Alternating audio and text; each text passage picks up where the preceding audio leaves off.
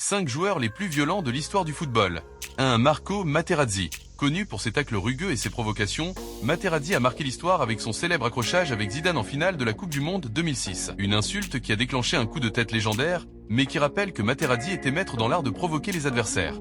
2. Eric Cantona. Cantona, c'est le génie, mais aussi la folie. En 1995, après avoir été expulsé, il se jette pied en avant sur un supporter de Crystal Palace dans ce qui est devenu l'un des moments les plus choquants du football. Résultat, 9 mois de suspension.